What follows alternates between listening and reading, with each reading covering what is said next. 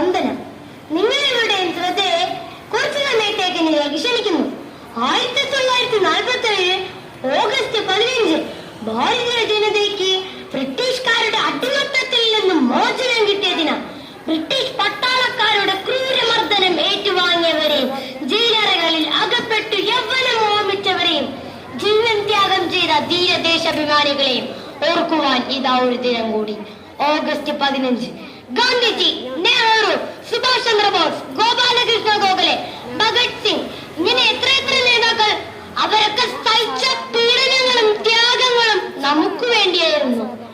അടിമത്ത ജീവിതത്തിൽ നിന്നും സ്വാതന്ത്ര്യത്തിന്റെ പുലരി മാത്രമായിരുന്നു അവരുടെ ലക്ഷ്യം. ജാതി, മത, വർണ്ണ, ഭാഷ ഭേദമില്ലാതെ സ്വാതന്ത്ര്യത്തിനായി അവർ ഒന്നു ചേരുന്നതിനെ കൊണ്ട് ആക്രമണത്തിലൂടെയും കലാപത്തിലൂടെയും